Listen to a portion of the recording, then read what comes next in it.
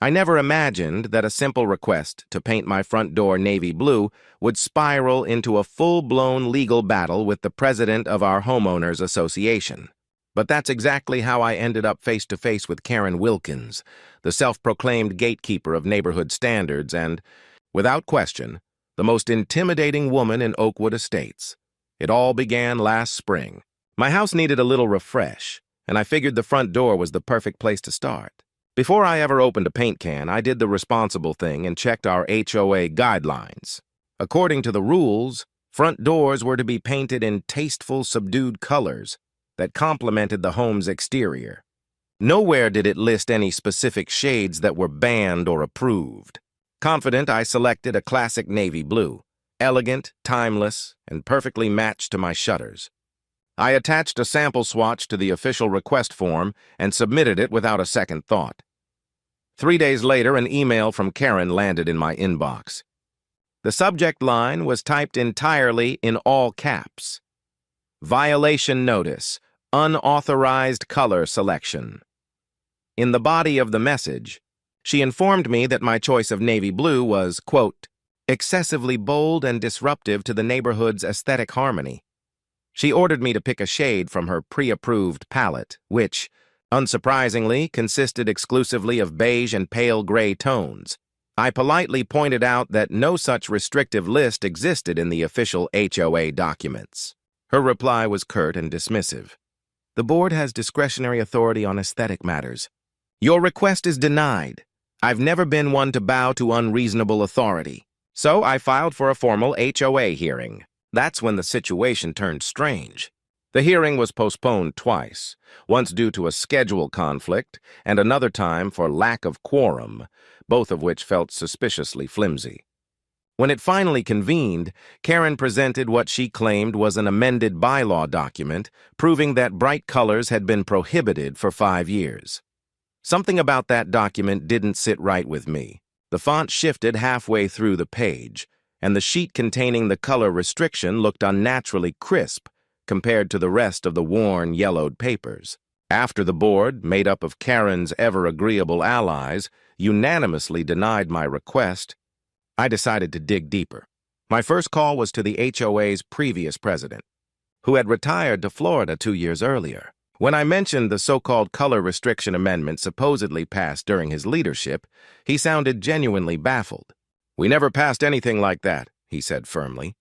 "In fact, we decided against restrictions because no one could agree on which colors to allow." Armed with this crucial piece of information, I made a trip to the county records office. Every HOA bylaw amendment must, by law, be filed there. And sure enough, no such amendment existed. What I did find was the original covenant, stating only that colors should be tasteful and complementary, nothing more. I brought this inconsistency to 2 other board members, hoping for some sense of reason. Instead, they shifted uncomfortably in their seats. One offered a weak defense. "Karen's very organized with the paperwork. She probably just hasn't filed the latest amendments yet." That explanation didn't convince me for a second, so I sent a formal letter to the entire board demanding clarification on the missing amendment. 3 days later, I came home to a certified letter with Karen's name stamped on it. Inside was a notice of violations totaling $900 in fines. According to her, I'd committed several offenses: improper garbage bin placement, unauthorized garden border stones, and, most laughable of all, excessive holiday decorations in April. I had 0 decorations up. It was pure retaliation. I immediately took photos documenting the absence of any violations and requested another hearing. But instead of agreeing, Karen escalated things further. She filed for an injunction against me, accusing me of harassing the board and disrupting HOA operations. What truly stunned me was the affidavit attached to her filing, supposedly signed by my neighbors, the Johnsons, accusing me of aggressive behavior and multiple property violations. But I knew for a fact they had been on a 3-week European cruise at the time. There was simply no way they could have signed anything. I called them immediately. They were furious. "She used our names without permission?" "That's forgery!" they exclaimed. That's when I realized this wasn't just an HOA power trip. It was crossing into something criminal. I contacted an attorney who specialized in HOA disputes. When I laid out the forged documents and fabricated violations, her expression hardened. "This isn't just overreach," she said gravely. "Falsifying legal documents and forging signatures are serious crimes. We need to bring this to court immediately, together."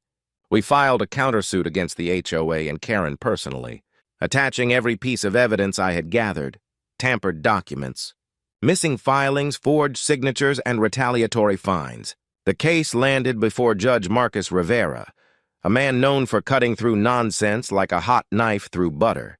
He reviewed the filing and wasted no time. An emergency hearing was scheduled to address the forgery allegations before even touching the original injunction. At that moment, I realized this war over a simple can of paint was about to expose something much bigger. The day of the hearing finally arrived, and my stomach was in knots as I walked through the heavy wooden doors of the courtroom. My palms were slick with nervous sweat, but I kept my head high. Across the aisle, Karen sat perched on the edge of her chair, like a queen holding court. She wore a sharply tailored suit and had her blonde hair pulled back so tightly that it looked as if it hurt. Her posture screamed confidence, almost arrogance. She didn't even look at me, just methodically shuffled through her color-coded folders with her attorney, a slick-looking man in an expensive, perfectly tailored suit. When Judge Rivera entered the room, it fell silent. The bailiff called the court to order, and the proceedings began with Karen's attorney stepping forward to present their case. He spoke smoothly, painting me as some kind of neighborhood menace, a stubborn troublemaker who refused to follow the rules. He waved the supposed amended bylaws like they were the 10 Commandments, arguing that I had blatantly ignored them. Then it was our turn. My attorney approached the bench calmly, laying out our evidence like a surgeon preparing instruments. She presented the official county records, statements from the former HOA president, and most damning of all, sworn affidavits from the Johnsons. In those statements, they confirmed they had never signed the documents Karen submitted and provided proof they had been in another country on the alleged date of signing. As Judge Rivera compared the forged documents to the real records, his expression hardened. He lowered his glasses slightly and peered at the signatures. "These signatures don't even match the Johnsons' known signatures on file," he said evenly. All eyes turned to Karen. She shifted in her seat for the first time, her perfect composure cracking at the edges. "Ms. Wilkins," the judge said sharply, "did you personally witness these signatures being applied to these documents?" Karen cleared her throat. I received them by email, Your Honor. I printed them out for submission." "Show me the emails," the judge ordered. Karen's attorney leaned in to whisper something to her, and she fumbled with her phone. After a painfully awkward moment, she mumbled that she couldn't seem to find them. Judge Rivera's eyes narrowed. "And what about these HOA amendments?" he continued, holding up the suspicious pages. "The county has no record of them, yet you're enforcing them as if they were legally binding." Karen launched into a rambling explanation about administrative delays and backlogs, but the judge raised his hand to cut her off mid-sentence. "This court takes a very dim view of document falsification, Ms. Wilkins," he said firmly. "I'm ordering a forensic examination of all documents submitted in this case." The blood visibly drained from Karen's face. Her attorney immediately requested a recess, which the judge granted. When the court reconvened 30 minutes later, the atmosphere was different. The ironclad confidence that Karen wore like armor was gone. She was whispering rapidly to her lawyer, her hands twisting nervously in her lap.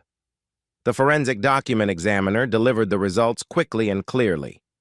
The so-called amended bylaws were printed recently, not 5 years ago as claimed. The paper didn't match the rest of the document. And worst of all, digital analysis confirmed the Johnson signatures had been electronically copied from their HOA membership forms and pasted onto the fraudulent affidavit. That was the breaking point. Judge Rivera's patience snapped. "Ms. Wilkins, stand up," he commanded. His voice filled the room like a thunderclap. Karen slowly rose, her hands trembling. Her eyes darted from the judge to the gallery, as though she might find a sympathetic face somewhere in the crowd. She found none.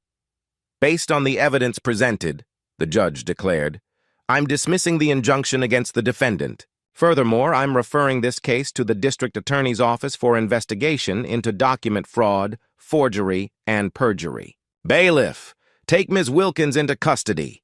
The sound of the courtroom gasping in unison echoed off the walls. The bailiff approached her, and Karen stood frozen, her jaw slack, as if she couldn't believe this was happening. "This is ridiculous," she sputtered, her voice climbing to the sharp, shrill tone I'd heard too many times at HOA meetings. "I am the president of the Oakwood Estates HOA. You can't treat me like a common criminal!" Judge Rivera didn't even flinch. "The law applies equally to everyone, Ms. Wilkins, regardless of their position in a homeowners association." The bailiff gently but firmly took hold of her arm.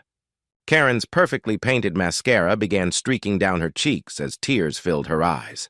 She turned back toward me, her face twisted with a mix of rage, disbelief, and humiliation. "Sir," Judge Rivera said, addressing me directly, "you're free to paint your door any color you wish, in accordance with your actual HOA covenants, and I strongly suggest the remaining board members hold an emergency election to replace their leadership." As Karen was escorted out in handcuffs, she glanced over her shoulder one last time, her voice trembling. "This isn't over. I've given everything to this neighborhood," she said. Just as the courtroom door shut behind her, the judge set her bail at $25,000 and ordered her to surrender her passport while awaiting trial on multiple felony charges. When his gavel struck the bench, the sound rang like a gunshot. And just like that, a weight I hadn't even fully felt lifted off my shoulders. I walked out of that courtroom a free man, not just free to paint my door navy blue, but free from the shadow of Karen Wilkins' self-made empire.